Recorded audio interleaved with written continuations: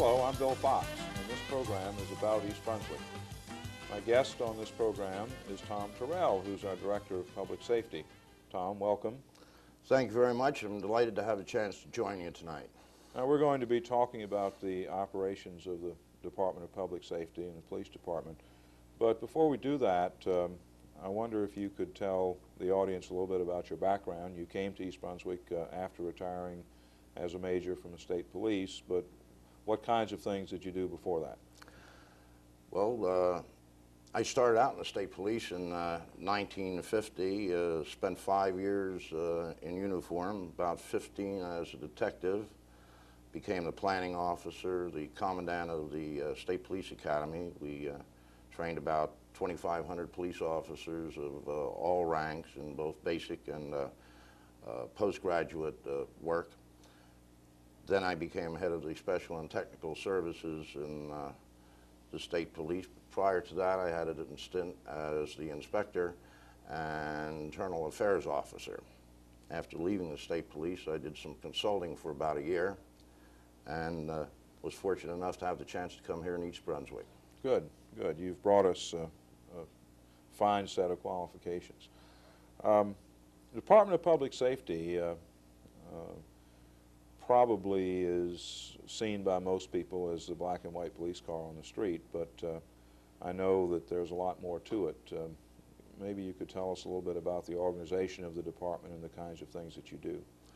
Surely. Well, basically we do deliver police service. However, in addition to that, we're responsible for fire prevention, coordination with the fire and rescue squads, making recommendations to improve fire safety, conducting all fire safety inspections for the buildings in town, especially under the new very stringent state fire code, which deals specifically with high hazard locations such as our malls, factories, and that sort of thing.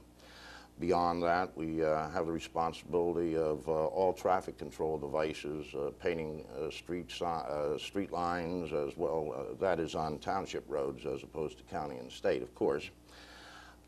Erecting all the signing having to do with that, your street signs. Beyond that, we are also responsible for handling our street lights to get more illumination and for less expenditures. That about covers the general breakdown of the services we provide. Within the police function, what are the subdivisions? Well, the subdivisions in the police is, as a matter of fact, throughout the department there are 4. The basic highly visible patrol function. Beyond that, we have special operations, which includes traffic maintenance, and the crime control unit, which I call the TAC Pack. That's a special outfit that operates both in plainclothes and in uniform at our high crime points for whatever the problem is. They're kind of like our Delta Force. They do whatever has to be done. Beyond that, of course, we have the Detective Bureau, and really impressed with the performance of the Detective Bureau. Excellent. They, through their follow-up investigations, are responsible for solving a large number of the crimes committed in the township. And beyond that, we have administration, which is a very small section, handles our administrative duties as well as all of our logistical work, transportation, radios, and things of that nature. Since the patrol division is the most visible, I want to talk a little bit about how that is operated. First of all, on an average shift, how many patrol vehicles and patrolmen do we have on the road? First of all, what we try to do is differentiate between the average shift. For example, we don't need as many patrolmen after midnight as we do on the busy shift, which holds true everywhere in the United States, and that's the 3 to 11 shift. Using our 5-squad power shift, 1 squad supplements the one on duty, we can have a total of 20 officers on the street between 3 and 11 at night. We have to do that on a random basis. What do you mean by a random basis? That's comes up on a predetermined basis, and for example, we can't decide tomorrow night to do that. We have to have 7 days notice and change the squads and that sort of thing because of contractual obligations. But we're really pleased with that operation. Clearly different parts of the town have different needs. How are the patrol personnel assigned in the town? Town is divided in, at the moment, into 5 patrol areas or sectors. The first one is in the south end of town on the east side of Route 18, the Old Bridge section. And then from Cranberry Road north is number 2. Then we cross the highway for number 3, and back down toward Old Bridge is number 4. And that's for a reason. It's much easier to handle the rush hour traffic and any emergencies that develop if you have patrols on either side of the highway rather than cope with the highway. They can use parallel roads to reach there. The last patrol area is Patrol Area 5, which extends down to Riva Avenue, Farrington Lake, in that area. How about the highway itself? Is it a patrol area, or does it fit with the others? The highway itself is not a patrol area, but the areas overlap the highway, 1, 2, 3, and 4.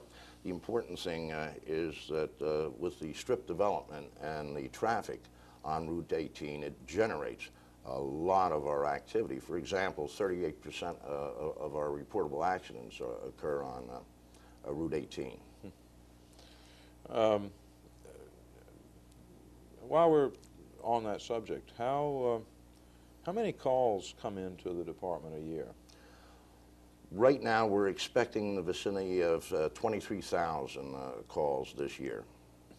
We've had a steady increase since 1982, understandably, and for a while it had been rising at about 5% a year, but we have these peaks and valleys you have in all of your curves, and we expect an overall 8% rise from 1982 in demand for service. All right, we've been talking a lot about the operations, and earlier this week there was some videotape made, which I'd like to show at this time. The videotape has 3 sequences on it. One is a little tour of a patrol car, which is the rolling office of our police officers, if you will. It's much more than a vehicle to ride around in. The second one is discussion of the use of our dogs in the police department. And the third sequence is a description of the dispatching function where those 20+ thousand calls a year come in. The first sequence, you will hear the voice of Officer Guy Lamato. The second sequence, the voice of Lieutenant John Jensen. And in the third sequence, you will both see and hear the voice of Dispatcher Lorraine Leonard.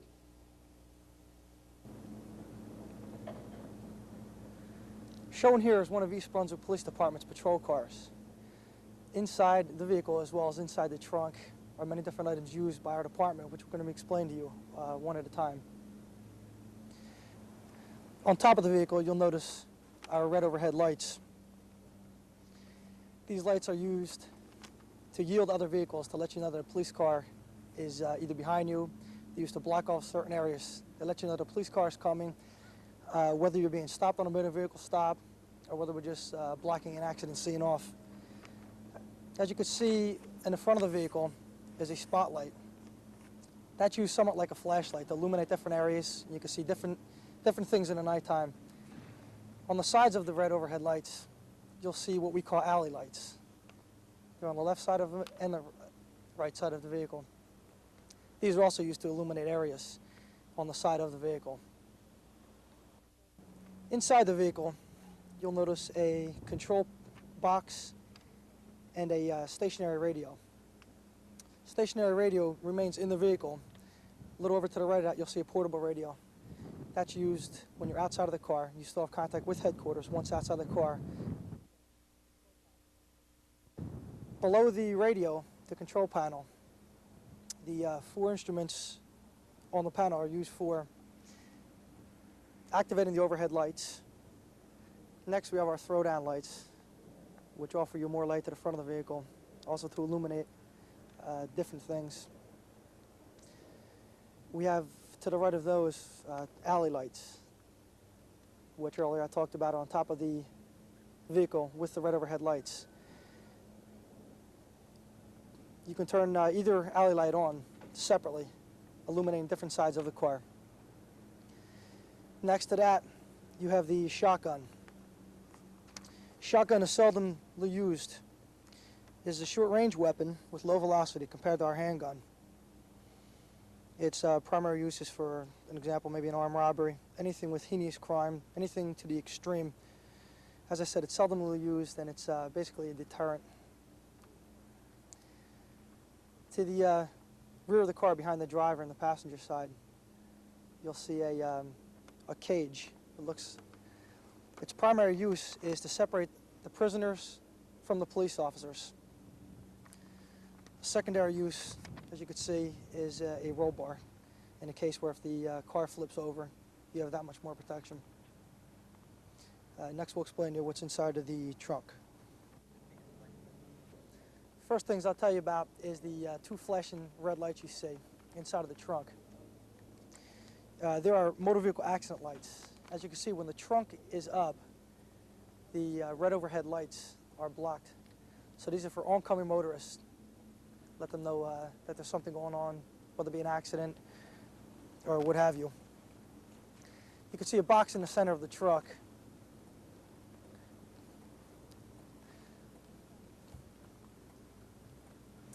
Straight in the back, you'll see a thin metal piece back there. That's a Slim Jim. That's commonly used for unlocking doors, and it's just done by sliding it inside between the window and the door panel from the outside. Below, you'll see the oxygen tank, the first aid kit, and a blanket. These 3 together are used for minor first aid applications. Over to the left, you'll see our fire extinguisher. That's used for putting out minor fires. In the center right there is a roll tape. What the roll tape is used for is triangulation accident scenes. So this way, you get the exact measurements of an accident scene. So let's say in years to come, you could put back every vehicle exactly where it was. It's also used for all other kind of measurements, whether it be crime scenes or any other measurements you need by foot. That's the instrument we use. On each side of the box, you'll see 2 small white boxes. They're our flares. Okay, and flares are used for illuminating areas, hazardous scenes, and so on. Lieutenant John Jensen, East Brunswick Police Department. I'm here to explain a little bit about K-9. K-9 started approximately 4 years ago. Director Thomas Tyrell introduced the possibility to the Mayor Fox and the council. It was approved, and we started with 1 dog. And now we have 3, 2 on the road almost all the time. This is one of our dogs, K-9 Zeus. His handler is Patrolman Bob Allen. And this is one of the 2 cars that we've adapted for K-9. The rear seat's been removed for obvious reasons, so when the officer goes on a call, the dog doesn't get injured. The dog will lay down in the back and not get thrown around a vehicle.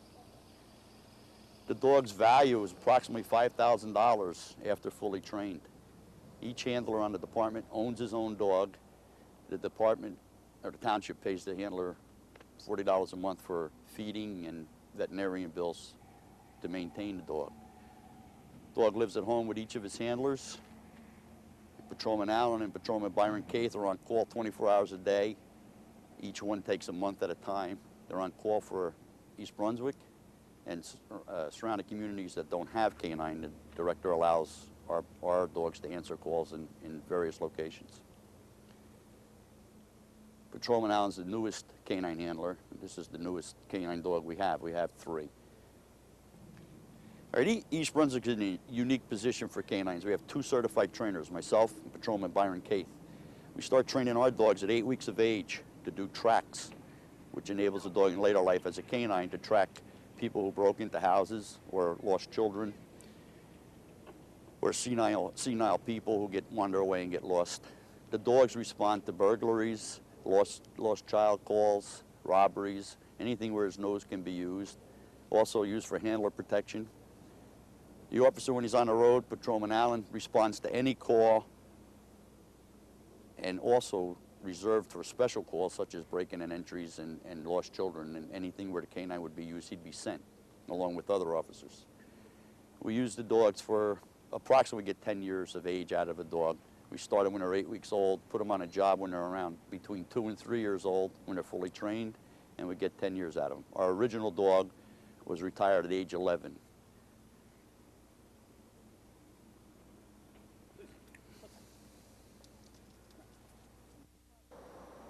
Dispatcher Leonard with the East Brunswick Police Department Communications Room. It's the emergency center for all police calls, fire department calls, and East Brunswick Rescue Squad calls. We monitor 6 channels: a police channel, Middlesex County Hotline, Middlesex County Fire Band, Regional Communications Line, Channel 2, which is the Fire Department and Rescue Squad lines, and Channel 1, which is the municipal channel. 334, bound for fluid check in the garage. All officers are dispatched through this room on police emergency calls. Fire department calls are dispatched through this room, and East Brunswick Rescue Squad calls are dispatched through this room. We have a alarm board that takes care of 200 alarms throughout the township, including residential alarms, which are the officers are dispatched through the room. We have a statewide network radio, which is called SPEN. We go county to county and also statewide with the state police. Okay, here we have the computer, which will explain stolen cars, getting registration lookups, driver's license lookups, any type of criminal activity. It's all stored in the computer here. And we have a dictograph machine that has all channels we monitor and all phones we answer on tape that goes through this police communications room. Tom, I'm always impressed by the dispatching operation. Those folks have a very important job, and when they're busy, I know that it's a very difficult one too. Absolutely. I mentioned that we have 23,000 calls for service a year. I wouldn't want to guess how many times the emergency phone and the other phones ring in the dispatch center. But I will tell you this: when we have a heavy rainstorm combined with an electrical storm during commuter rush hour at night, you wouldn't believe the work they have to do, and all sorts of responses. Sometimes in life-threatening situations, they handle it calmly. The desk officer has to come in and help out. The alarm board lights up like a Christmas tree, and they do a fantastic job. Another thing that isn't really understood, for example, when we have a crime in progress, a burglar in a home, and the resident discovers it, the dispatchers calm the resident, keep them on the phone, give them the progress as the police arrive, and make the apprehension so that they can be isolated and protected. Do an outstanding job. Unfortunately, we do have a high attrition rate. It's tough shift work, and it's high stress. We're really proud of them who stay with us. Now, there was a time when police officers did that work. Yes, well, the fact is the police officers frequently did it on a casual basis and didn't develop the expertise our civilian dispatchers do. And the other thing is the dispatchers don't receive anywhere near the amount of money the police officer does. So it's part of our ongoing program to civilianize the police officers, to have the police officers doing police work for which they're trained and expert, and having expert non-sworn personnel do the other things in logistics, administration, radio dispatch, and the like. We are making progress, hope to make a lot more soon. turn to a little less pleasant subject. The street lighting funds, of course, are in the budget of the Department of Public Safety, and indeed that function is administered by your Special Operations Section. And several years ago I asked you to take a look at that to see how we could reduce the amount of money we were spending for street lighting. Maybe we should talk about that a little bit, and you could describe the program that we came up with. I know that many people felt that street lights were very fundamental and that they should have a street light every place they wanted one, but of course that's very expensive also. Well, it really was eye-opening when we took a look at it. First of all, we wanted to find out who established the standards of where streetlights were going to be and that sort of thing, and we found out that the utility companies did, and seemed to do so in such a manner to support their wires rather than illuminate the streets and sidewalks where they should be, and also to give a high return on the investment. You mean the electric companies who we pay for the streetlights decided how many streetlights there'd be? Exactly. And so what the more kind. streetlights, the more money they got. Exactly. Okay. And what kind? So we found out that we had antiquated incandescent lights out in the Reeve Avenue section, Fresh Pond Roads in that area, and some others. And we found also we didn't have the state-of-the-art high pressure sodium, and we found that it was far less than the standards we want. So we set about changing it, and we've been involved in that now for well over 3 years. We're getting a higher quality light. All our incandescents are gone.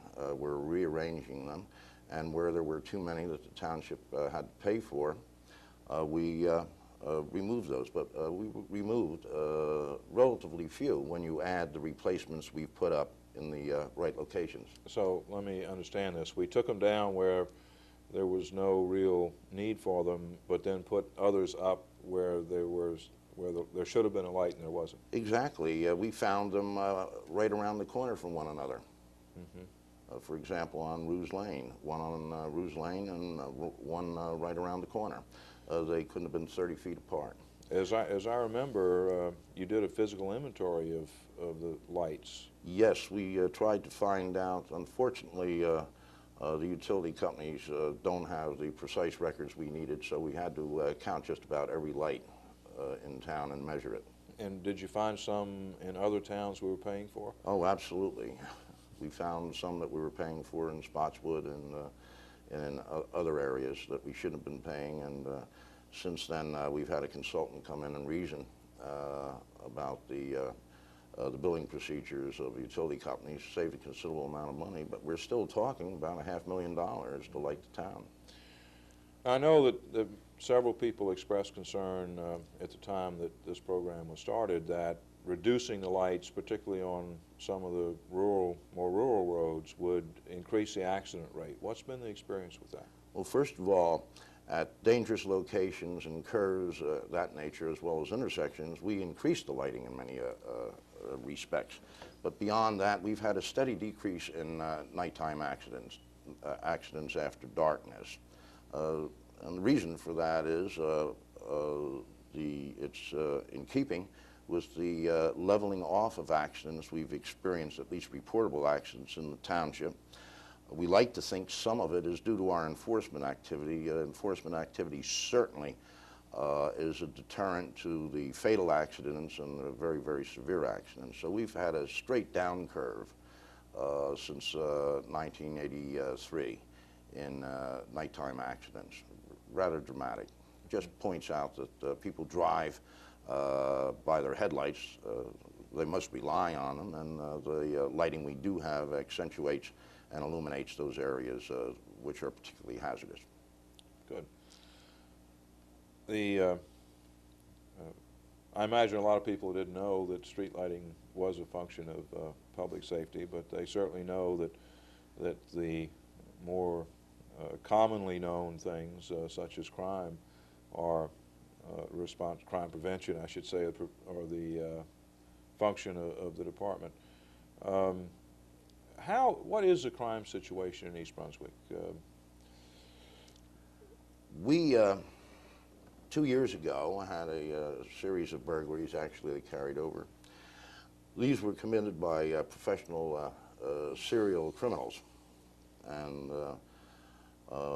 fortunately, it was a lot of hard work by the entire department. You were asking about people on the street. I think when we arrested Steve Hurd, there were something like 28 people on the street at that time. We were able to take advantage of a shift change to get about 6 more, but we had 22 scheduled to look for the burglar that night. And the other serial burglar was also apprehended as a result of foot pursuit. So as a result of putting those 3 actually serial burglars away and 2 more, we were able to reduce burglaries back to 1972 levels, and all of the index crime, murder, rape, robbery, larceny, auto theft, and that sort of thing, back to 1974 levels. And we're holding our own. Now, last year we had a 6% drop in index crime. Right now we're holding our own with a 5% increase in the face of a national 11% increase. It was an increase last year.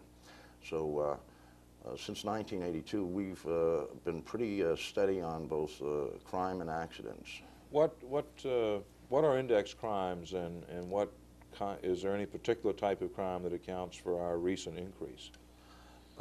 Yes, the index crimes again are murder, rape, aggravated assault, robbery, larceny, auto theft. The largest increase this year, we're talking only about 91 crimes, and it was in the area of larceny, and that's for the first 9 months of this year. And it's theft from vehicles. That has been a problem. We have the tax squad dealing with that, as well as the patrols. Very difficult one to detect, although one of our detectives did solve about 8 the other day. That is the big index crime now. No longer, I'm happy to say, is burglary the major index crime. I think we're in the 200s in that, as opposed to bygone days 400. Are the thefts from auto taking place largely in the shopping centers or all over? Really all over. Within 2 miles of Route 18. A lot in the shopping centers, some in driveways of homes, unfortunately. But again, we are concentrating on that and hope to reduce that just the way we did burglaries. Certainly that's our target. It's great concern all over the country, and no less in Middlesex County and East Brunswick, about drugs these days. What's the drug situation in our town? It's about the same as one would expect in any town like East Brunswick, with a large commercial area, strip area, very close to large metropolitan areas. There is a good deal of drugs being used, no question. 1985, we had a special program, as you know, pretty widely publicized series of raids, and as a result of that, we put the lid on it for a while, but they were back again, and I would hope they get a little tight in the saddle, because we'll be back too. How about crack? Have we seen crack here? We have only 2 cases of crack, and yet it's right across Route 130 and US 1. But it hasn't penetrated here in large numbers that we know of. Cocaine in its base form is one of the choices, of course, marijuana. And we still find LSD in papers, unfortunately, because that's devastating. You would think by now people would have learned. Right. Is it easy to get drugs in East Brunswick? It's no more difficult than anywhere else. And we have to face the fact this is a drug culture we're faced with, and it's going to take a a tremendous commitment on the part of society. It's not going to be done, although through just laws. There have to be sanctions within society that aren't legal. And I'm pleased that the President and others have taken a leadership position. It's going to be difficult at best to make a dent in it. Closely related to drugs is the concerns these days about drunk driving. What kinds of things have we been doing in drunk driving enforcement? We have had a drunk driving program now on a special state grant. This is our going into our second year. Our apprehensions and convictions in drunk driving have increased, well, since 1982, about 86%. We use state funds under this grant for overtime patrols, and we also have some roadblocks. We also participate in a county grant, which is a cooperative venture with the prosecutor's office, the sheriff's department, and us for major roadblocks on, for example, Route 18. Are there more drunk drivers these days, or is it just that the enforcement is so intense? I think they're more being discovered. Some nights it's a mixed result. We'll work 4 hours and we won't find anybody who is close to being drunk. We're pleased when that happens. We think the public is gradually getting the message and that the deterrent effect is there. Mm-hmm. We're not there to arrest people. We're there, hopefully, to condition people who drink too much not to drive, and have somebody drive for them, or just don't go out. Mm-hmm. Mm-hmm. We talked earlier about traffic accidents. You said that the accident rate was coming down or had stabilized, I guess. Over stabilized, a period of time. Yes. What about fatal accidents? We've had 2 this year. We had 3 last year, and we had 3 in 1982. Problem was 1983 was a disaster. We had several multiple accidents on Route 18 by the overpass on in our side of town, but they have stabilized pretty well. With the low numbers that we experienced, one major accident could distort that, and that's the nature of traffic enforcement and traffic management. One of the concerns that residents often relate to me is the problem of speeding on residential streets and the potential of pedestrian accidents and concerns over the safety of the neighborhoods. What do we do to try to control those situations? That's a real concern. Every pedestrian accident or bicycle accident involves a child. It's real tragedy, no matter the extent of injury.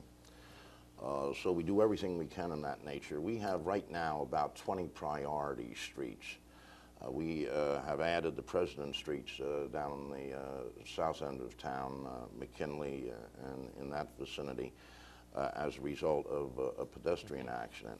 We have radar enforcement on these priority streets at the hours we feel that we can predict the violations will be committed.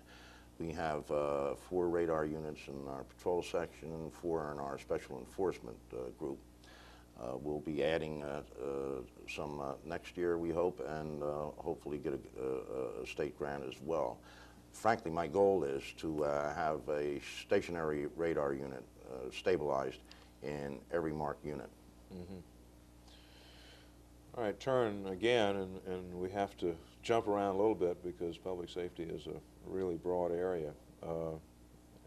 Another sort of thing that I know people are concerned about, and I'm expressing concerns because they get expressed to me, is the amount of hazardous material that may be traveling our highways and on Route 18 or other places, or stored in factories here, or the ability to deal with that sort of thing. We've seen a lot in the paper lately about various agencies who are forming hazardous material teams and response units. What has East Brunswick done about that?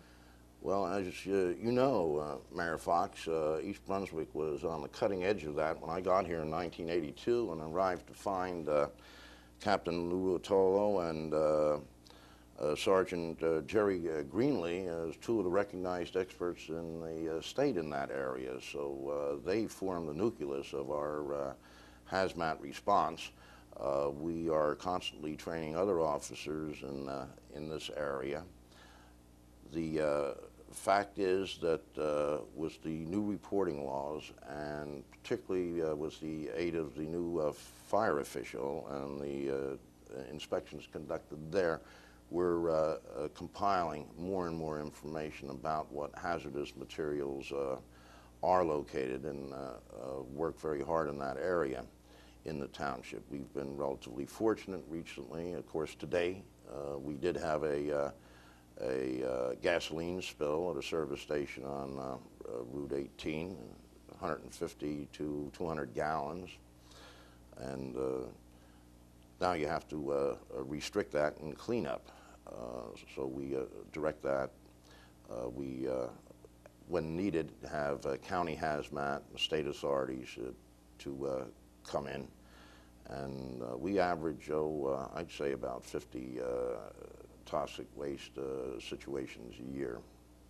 And that would be gasoline, kerosene, as well as other Yes. things? Yes. Are these principally highway-related things, or are they fixed locations? They can be in almost any locations. We're particularly alert in the industrial areas. Mm-hmm. Mm-hmm. All right, to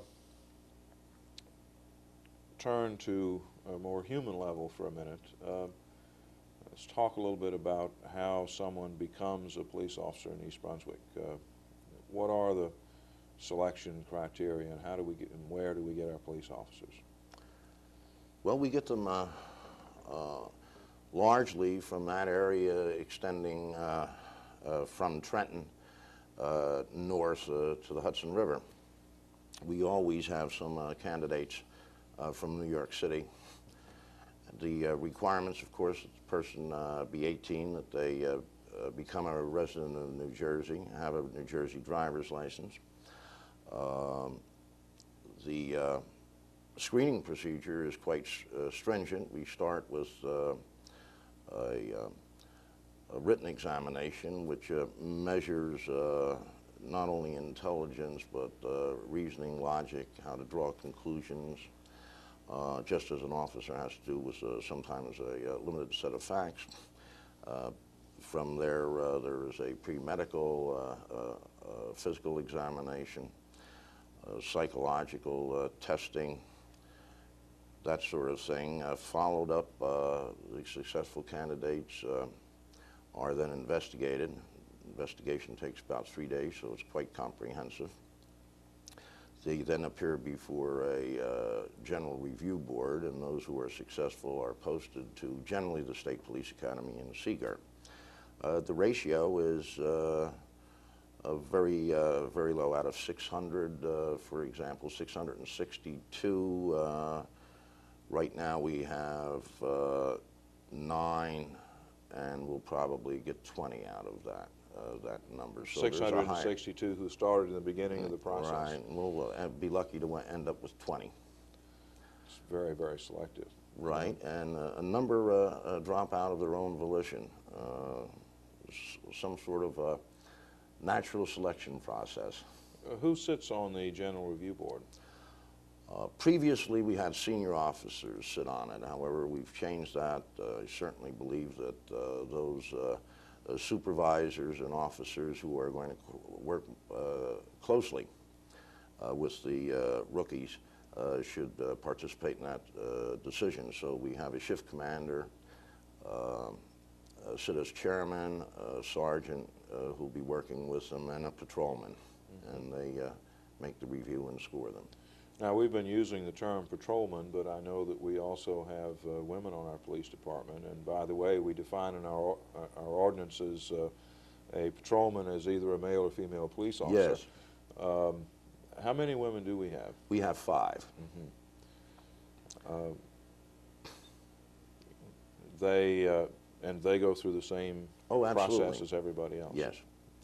no question. They go to the academy, and they're very pleased. You know, they really like police work. That's what they wanted to do. Worked very hard. Are all of the women in uniform positions? No, one is in the juvenile bureau at the moment. All the rest are in patrol. Now, when they go off to Seagirt, how long is the training at Seagirt for a municipal police officer? That's 12 to 14 weeks, depending on the calendar and how the semester is running. Is that a live-in situation? Yes, it's a resident program. They live there 5 days a week, and a very personable drill instructor is there to meet them early in the morning and to see that all their needs are attended to. And what kind of training do they receive there? Well, Seagirt is one of the remaining stress training facilities, so they have academic training, the police skills, firearms, fingerprinting, and that sort of thing. Law, of course, police practice and procedure. Everything is changing for the better in training now. More humanities, as it were, being laced into the program. It's all done at a very fast pace. Now, before they go there and before they graduate, they're not on the police department? No, they're not successful completion is a requirement to become members of the police department, and that's an absolute requirement. Fortunately, we haven't had any fail. We have had one drop out last year. One of our safe neighborhood police candidates just decided it wasn't his business, and we'd rather lose them then.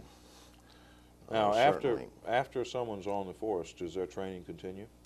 Absolutely. As a matter of fact, under the new Police Training Commission program, we start their training before they're on the force. They spend 10 days in pre-training with the department before they go off to the academy.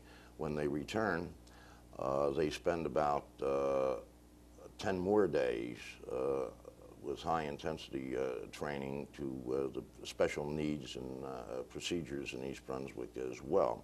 Then they're assigned to a coach for on-the-job training. Coach handles them for a certain period of time, acquaints them with the township and the difference between the academic studies in the real world as it is on the street.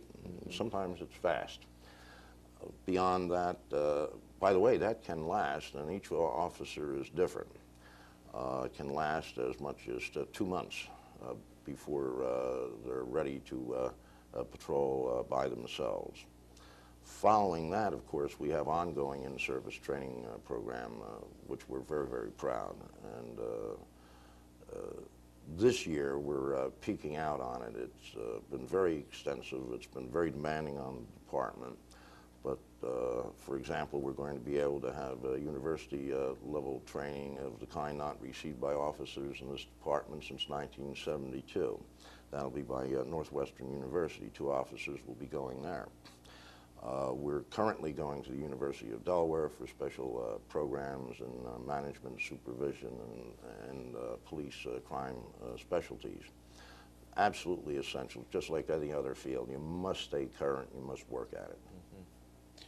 I know shortly before you came here, there was a tragic shooting here, and one of the things that I asked you to do was to revamp our firearms training and that whole area of in-service activity. Could you talk a little bit about what we do in those areas today? Well, yes, we're very pleased with that, and it's a real tribute to the department, to the way they received it and the way they responded. We're at a point now where the state has gained on us in their mandates by only 50%. In other words, we do twice as much firearms training than the state mandates. 4 times a year, night training,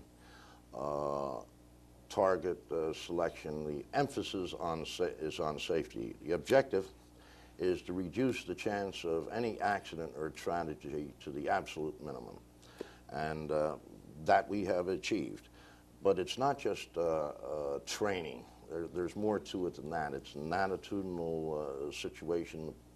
training gives the police officer confidence, understands that the officer can handle whatever the situation is. To do that, we had special baton training. We've adopted the side-handle batons. We have special hand-to-hand training so that they can comport themselves better under those conditions. Also had to upgrade some of their equipment. They had good weapons, but the holsters and that sort of thing wasn't there. But it's an ongoing thing, and I have to commend everybody in the department. They're doing absolutely wonderfully. We have only, since 1982, had 4 firearms incidents. Gee, it doesn't happen very often. Exactly. 2 of them, the officer was absolutely correct. There was one shootout this summer, and we found that by following the training precepts, the officers survived. And matter of fact, one performed so outstanding. I'm very proud of Patrolman Bob Bennett. He saved the life of a hitchhiker, in my opinion, by yanking him out of the line of fire. And, you know, those things go down about 8 to 10 seconds from start to finish. So excellent. And the other is currently under investigation. So we're really pleased. Good. People often say to me, particularly young people, that our police have a bad attitude. And that's always of concern to me, and I know it is of yours also. What do you comment? How do you assess the situation with regard to the attitude of our police officers? I think without question, we've made enormous progress. I know that was my second priority after the firearms program, and we're really pleased. By the way, we keep a record of every complaint we receive about a police officer and every compliment, and the compliments far outweigh the complaints. Nonetheless, I'm the first to admit nothing happens all the time the way it should. Police are human. They do make mistakes on occasion. I think darn few.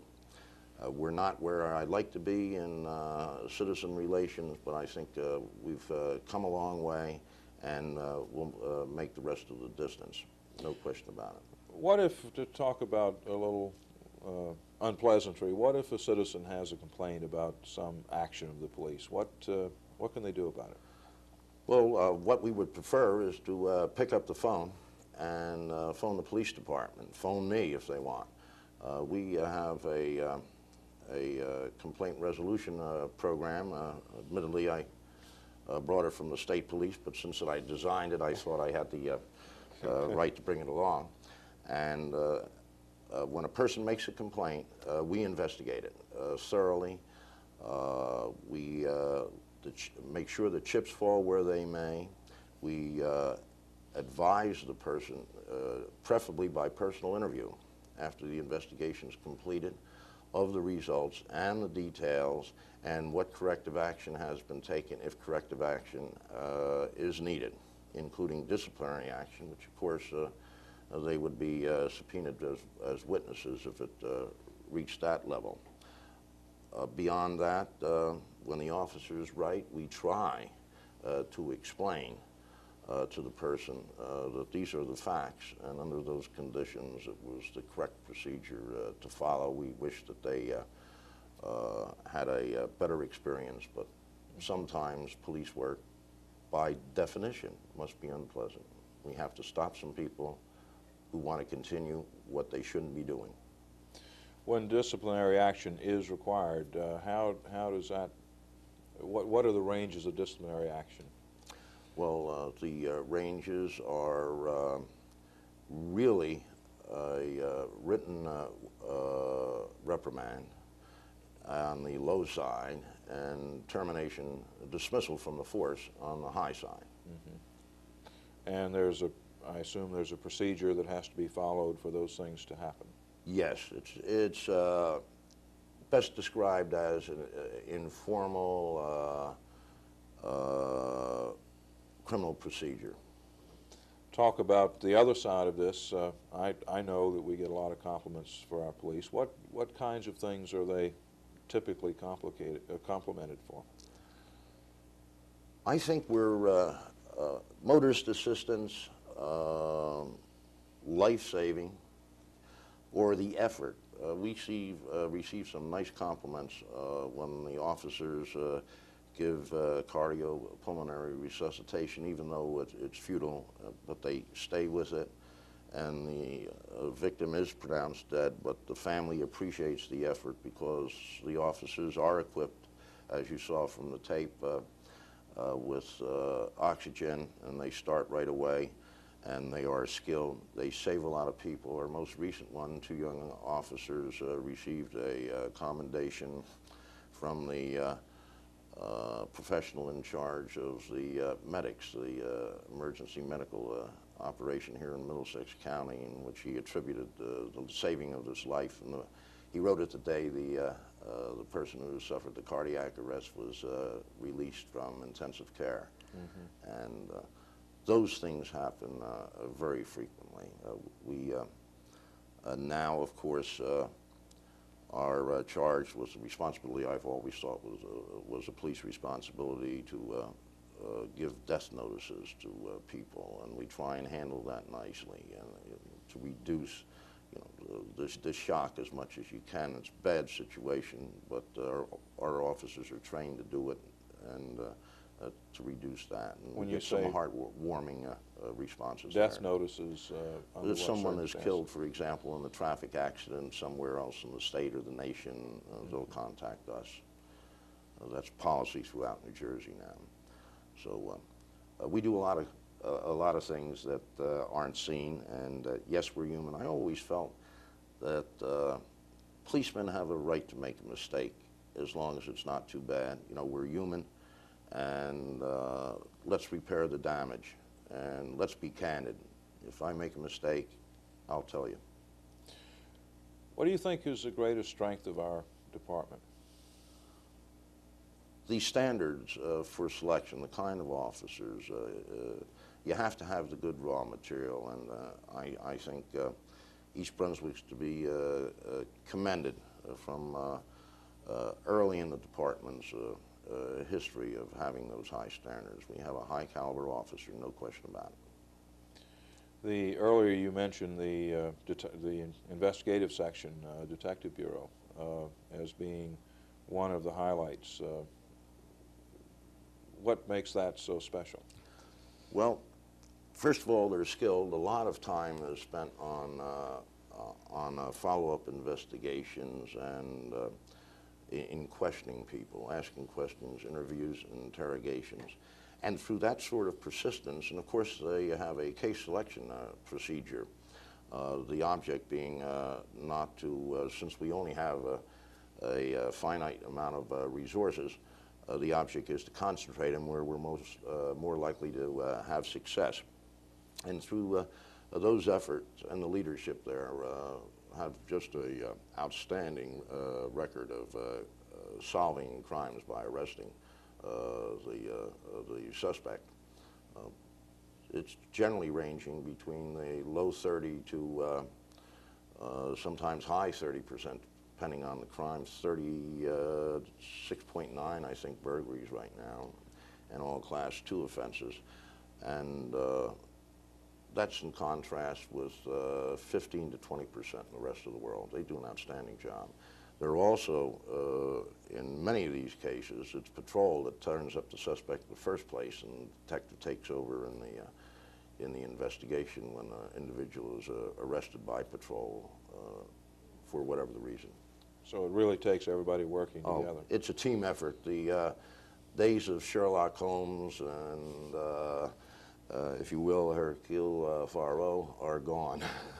It's a team effort. Yeah. Well, Tom, thank you very much for being with me on the program. I hope that our audience found your description of the department and some of its activities interesting. Until next time, this is Bill Fox about East Brunswick. Thank you.